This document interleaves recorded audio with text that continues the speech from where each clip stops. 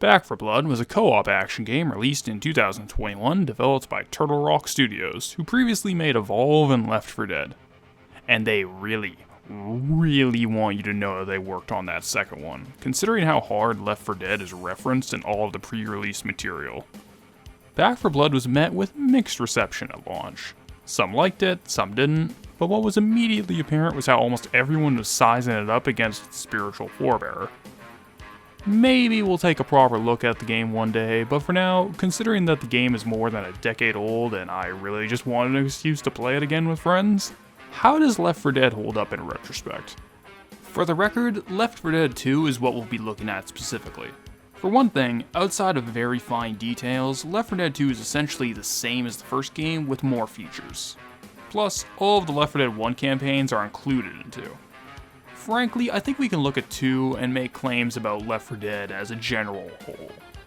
Also, I'm going to be spending most of the quality assessment having played the default map set in single player, just so I could try to see how the general mechanics worked without friends playing alongside you. If you've somehow never been exposed to the game and by some small miracle have stumbled onto this review as your very first exposure to it, I should probably explain what Left 4 Dead is. The game is a 4-player cooperative action game where the goal is for a group of survivors to get from point A to point B alive, and as soon as possible. Along the way, players have to contend with massive crowds of fodder zombies, as well as specialized ones that spice things up a bit. The game's pretty sadistic to people on their own, and when paired with the randomized enemy, weapon, and resource drops, the game does a good job reinforcing the need for players to work together to succeed. And in single player, I was pretty surprised how competent the AI was for holding their own and helping you out. Granted, they're still far from ideal. Overall, they're very basic in function. They shoot, move towards the objective without getting too far ahead or behind the player, heal you after you take a certain amount of damage, and quickly help out when you're in a pinch. It's a damn good thing too, because a game like this botching the partner AI could have spelled out a Daikatana tier disaster. There are some little hang-ups here though. First of all, the partner AI really isn't great for doing objectives beyond killing everything they see. The worst example in particular are the Coca-Cola bottles you need to get in a relay run at one point, and the gas cans you need to dump into a car in the climax of Crash Course. And despite how well the AI is at lending a hand when trapped by most of the special zombies, they cannot for the life of me hit these little bastards. Jumping the gun a bit, but while I like the enemy roster in general, the jockey is the one that I could seriously do without. It's fast, small, much more durable than you would expect, and when playing single player, the AI just cannot hit the thing to save their lives. If you're nabbed by it, you're more than likely gonna get downed. Well, anyway, the flow of combat in Left 4 Dead is close to horde shooters, kinda like Painkiller or Serious Sam, without the locked-in arenas. While the goal is mostly just to get to the exit of the level, even without trying to kill everything, the party's probably gonna rack up hundreds of kills per level. I don't even recall any campaign having less than 1,000 enemies dealt with by the end. The game's a bloodbath. Most of these are just fodder zombies, and while even those have some neat variants, like the fireproof ones for instance, the real game changers are the so-called special infected.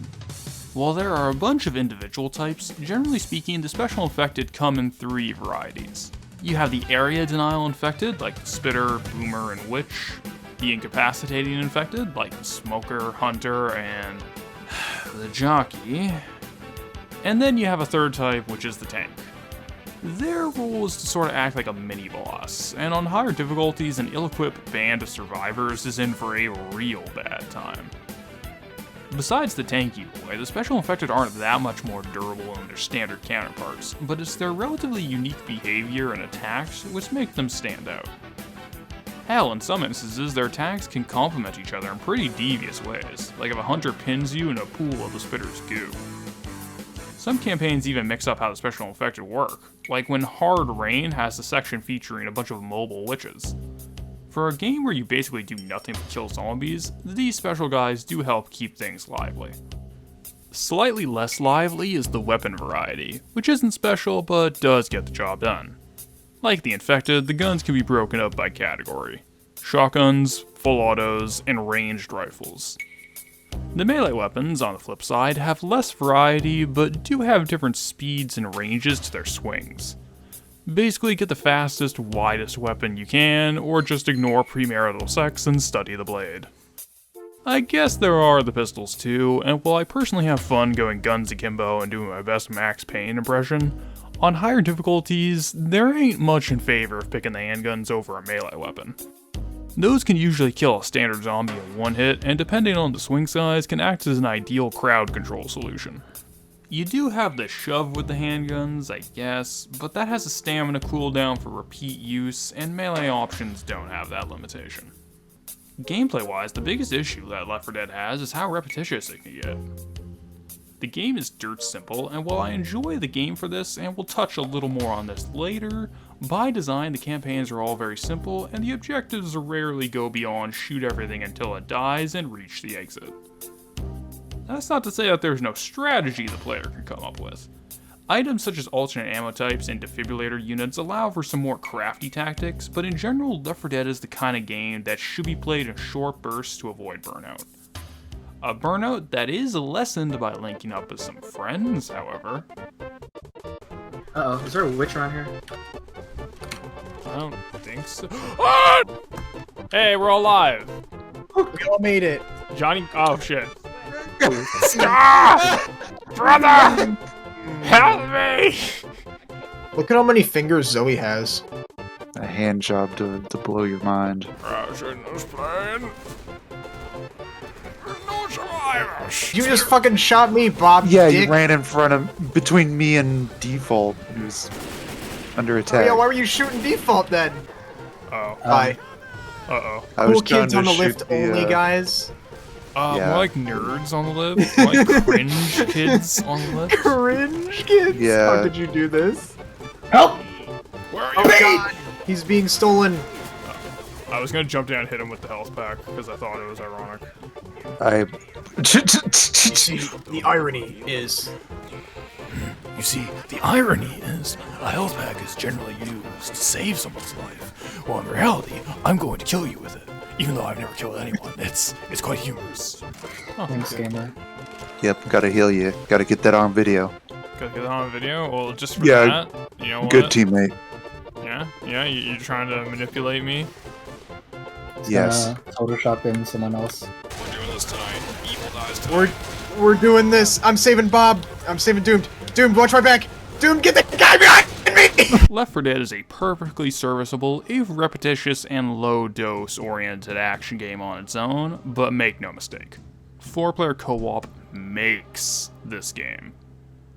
One of the things that helps is actually the same simplicity that we talked about earlier.